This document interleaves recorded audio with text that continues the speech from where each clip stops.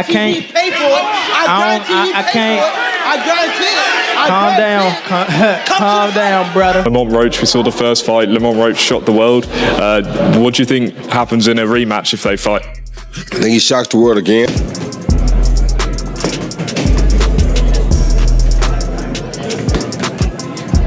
But at the same time, I think Roach fought at his peak.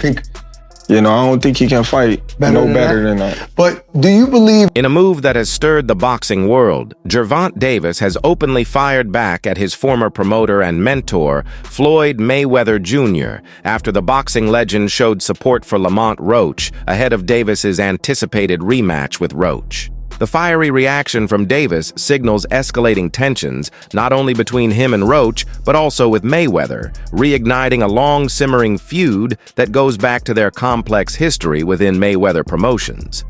Gervonta Davis was once viewed as the crown jewel of Floyd Mayweather's promotional stable. The Baltimore-born knockout artist was directly mentored by Mayweather and is often hailed as the next big PPV star to follow in his mentor's footsteps. For years, the pair looked inseparable. Mayweather regularly cornered Davis during fights, offered him lavish gifts, and publicly supported him as boxing's next megastar. However, cracks in their relationship began to show as Davis got increasingly independent. Complaints of micromanagement, miscommunications, and public spats hinted at behind-the-scenes friction. Davis eventually parted ways with Mayweather Promotions.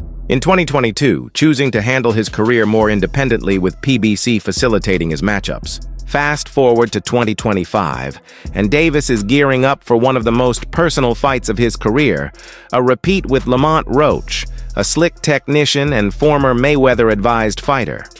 While their first fight ended in a controversial decision, Roach has since demanded redemption, earning a rematch. If you like this, please subscribe Punch Vista and click the bell icon for more latest and interesting videos. Tank want a rematch.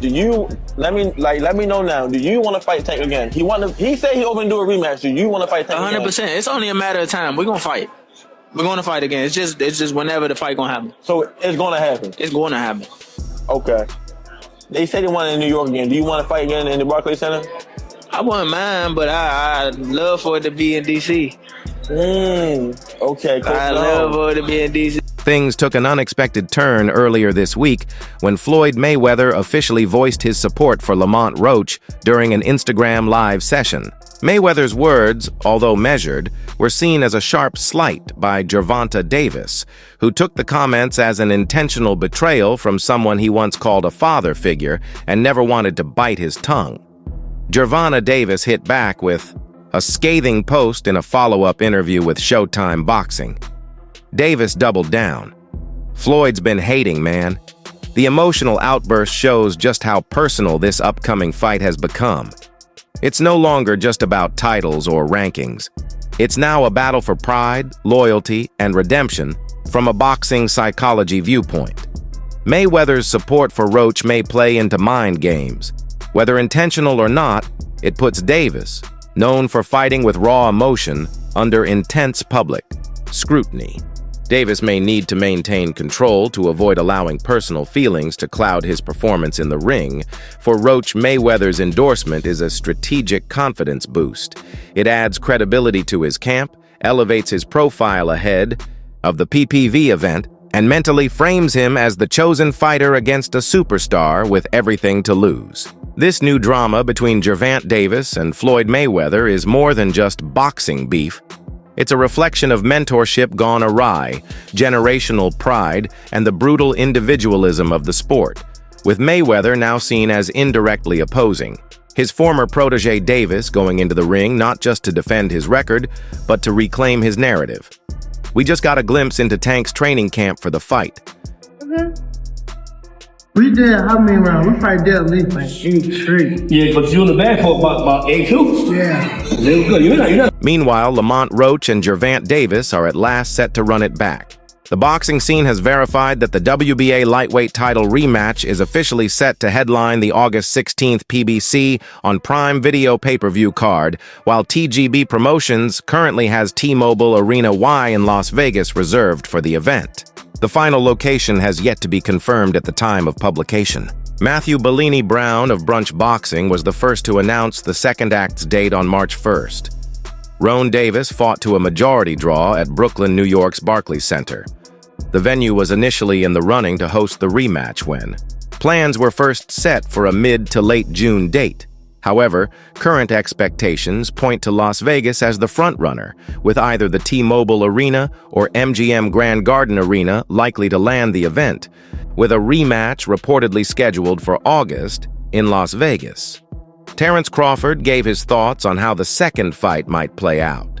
Speaking to Ring Champs with O and Barack, he voiced doubt that Roach would be able to better his performance. From their first encounter, Crawford said that he thought people were going to see a better version of Tank, but at the same time, he believed Roach had fought at his peak and didn't think Roach could perform better than that.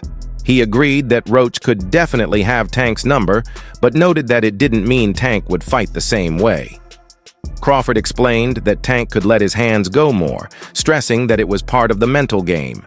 He pointed out that when Tank was hitting Roach or when Roach was blocking, it was just 1 or 2 shots, and stressed that Tank needed to start picking up the pace and putting in combinations. The phrase when people say he got his number. Yeah. Do you think that's a real thing, and could it be possible that Roach has his number? Definitely. Roach can definitely have his number, but that don't mean that Tank will come in there fighting the same fight. But what could he do different? Because when I watched he can let his hands go more.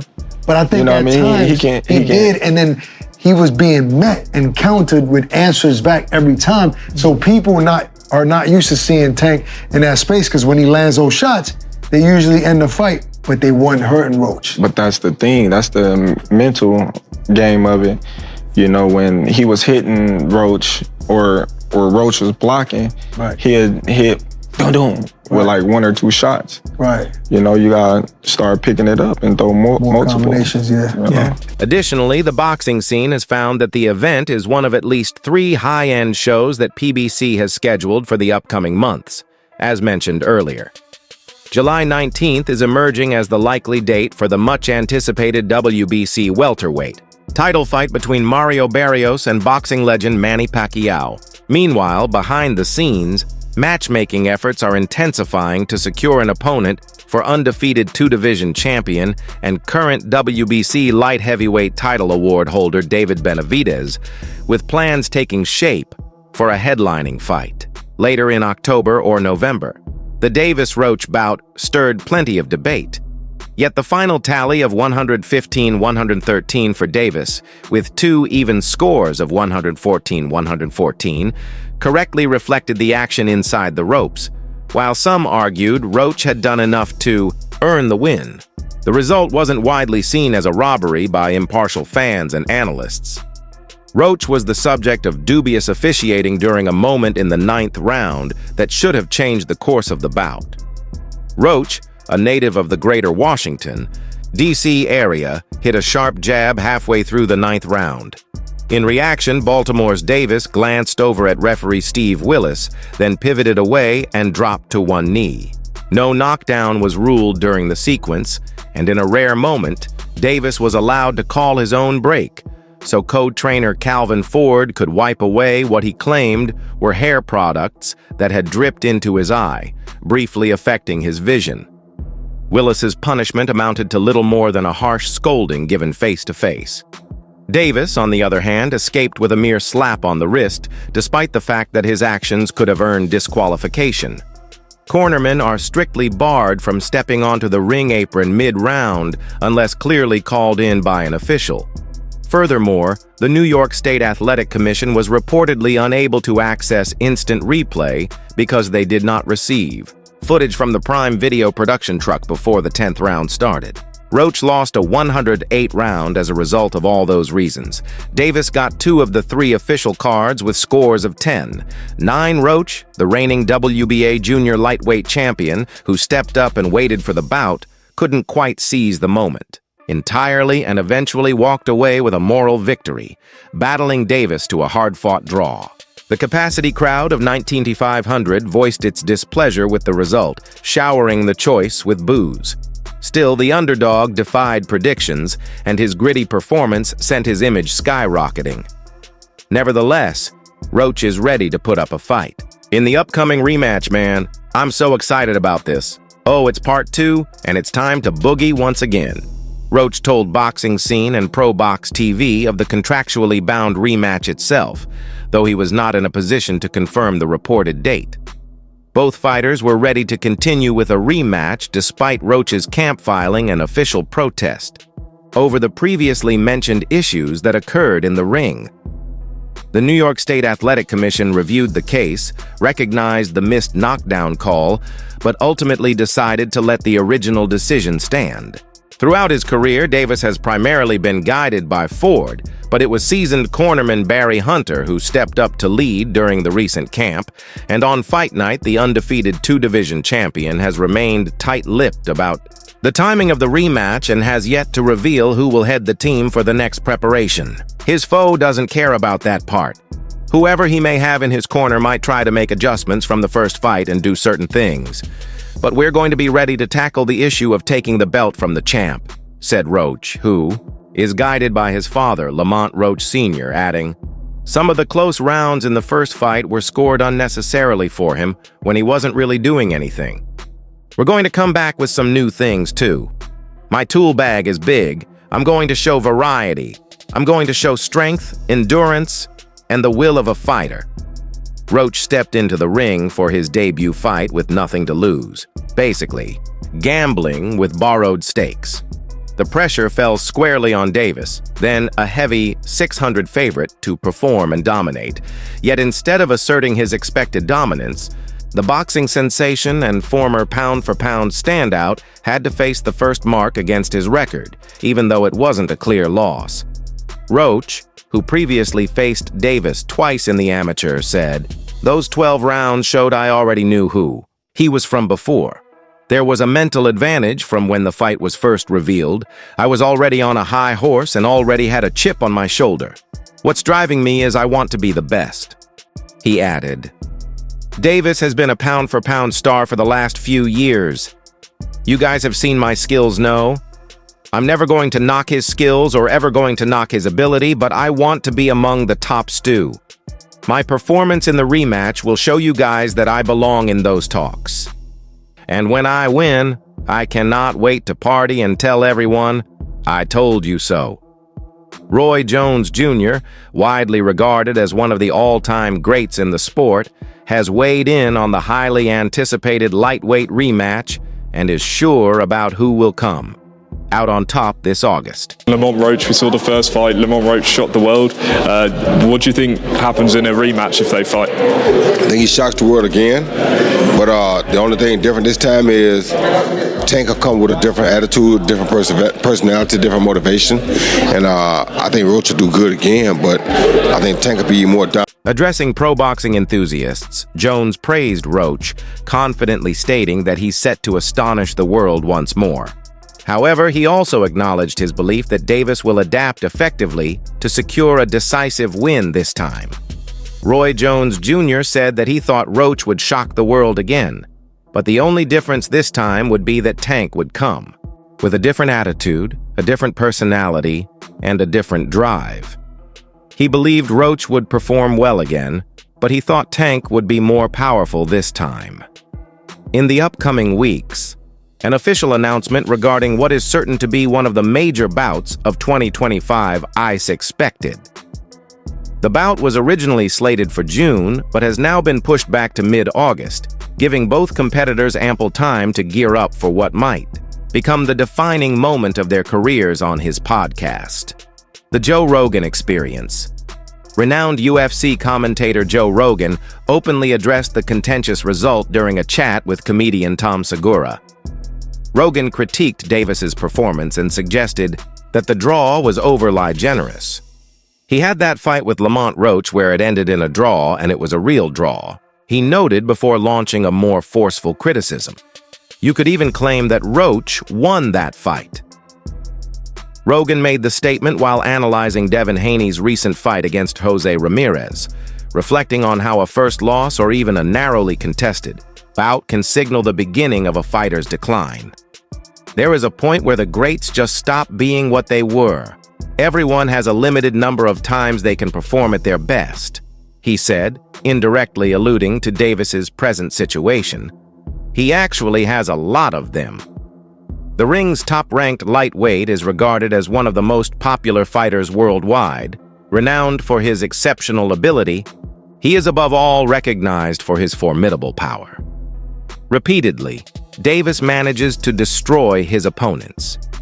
This past weekend at Brooklyn's Barclays Center, his power was anticipated to be the deciding factor in his clash with Lamont Roach. Yet despite absorbing countless punches from both left and right, Roach relentlessly pressed onward after becoming only the third fighter to last the full distance with Davis and just the second to go all 12 rounds.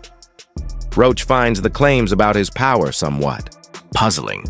While the current WBA super featherweight champion didn't dismiss Davis's punching ability completely, he didn't appear particularly impressed. Roach told a group of reporters, he's got decent power for sure. Davis may no longer hold a flawless record, but Roach isn't content with a split decision draw. Was that good? It would just take the right fighter to pick him apart, to be honest. Someone who had high activity and wasn't afraid of his power. So I always saw so many holes in his game. So to me, it wasn't that surprising that someone finally gave him some good work. He's asking for an immediate rematch. However, those requests might have to be put on hold for now while their rivalry isn't finished. Davis made it clear that Roach will have to wait for a return as he sets his sights on other opponents. No matter what, Roach is sure he'll cross paths with Davis again soon. For now, he's sure Davis can handle whatever challenges come his way, although nothing landed cleanly on his chin this past Saturday. Roach can't ignore the explosive power Davis packs in his fists. In fact, he's sure the 30-year-old champion will keep adding spectacular knockout wins to his highlight reel. Roach added, I see why he knocks people out. I can see why. Gervonta Davis and Lamont Roach Jr. are already in advanced talks to hold the rematch this summer following a great deal of drama outside their ring. That's all from today's show. Stay tuned, and we will catch you in the next.